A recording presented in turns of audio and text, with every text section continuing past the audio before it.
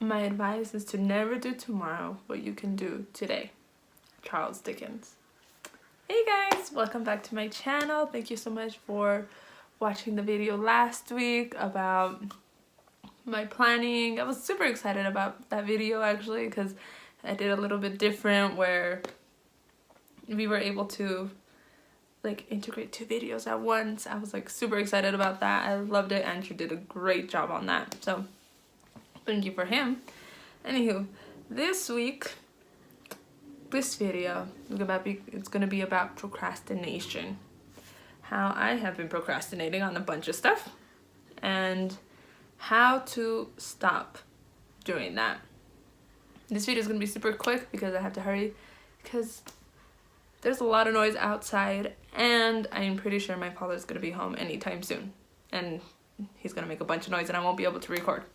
Okay, so what I have been procrastinating on is mostly school. Obviously no one really likes school. Everyone wants to just graduate and get it done with. Some people actually, no, that's a lie. Some people really like school and they are crazy. But I'm not one of those people. I mean, I love learning, but when I have to do it, it's not that fun anymore. I don't know. If I have to read a book, I prefer that I choose to read it instead of a teacher making me read it. I hate that.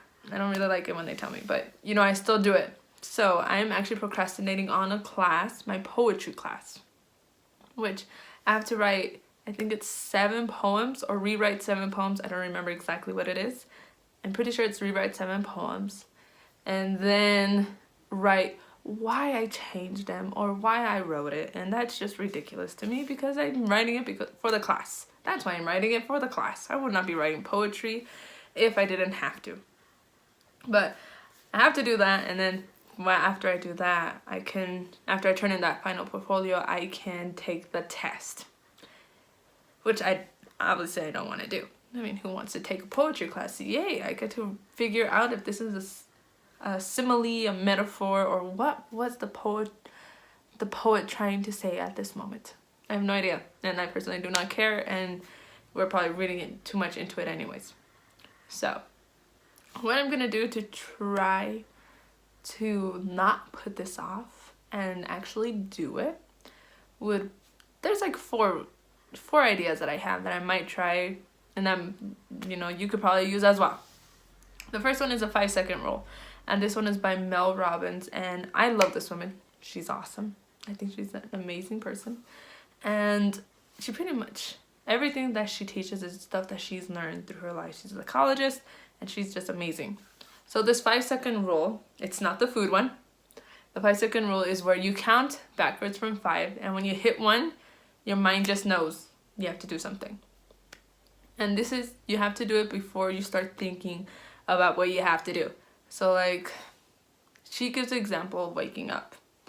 Before she wasn't able to get up, and when the alarm went off, she wasn't able to get out of bed. She would stay in bed and just leave it and stay there until, noon. She would stay there. But she finally thought of the idea.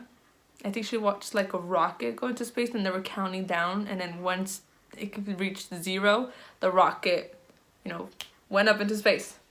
So she thought, like, the next day, that's what I'm gonna do. I'm gonna get out of bed like a rocket. So that's what she did.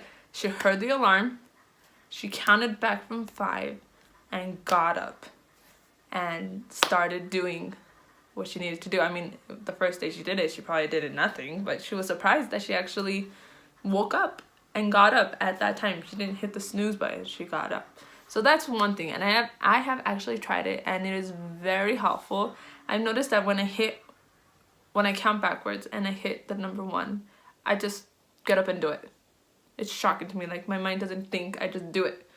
Like, you guys experiment and figure it out, but it's so true. I don't understand it. That's what I do. And it works. I mean, if it works, why question it, really? So that's the first one. The other one is a rule where you just say to yourself, okay, I am going to do this for 5 minutes. That's it. 5 minutes. I'm going to sit down, put everything away, and do it for 5 minutes. And it does work, because even though, okay, if you sit down and just do it for 5 minutes, normally you do it for longer. She's like, okay, in your mind you just figure, okay, well, I'm doing it already, so I might as well keep going, and you work more. But if you stop at 5 minutes, that's fine. You at least worked on that project that you needed to get done, which is the important thing, that you're working on what you need to get done. That's the second one. And one I recall, I had a mentor when I first started using Lumera and going to college. She told me there was a class that I did not want to do, and I was putting it off and putting it off.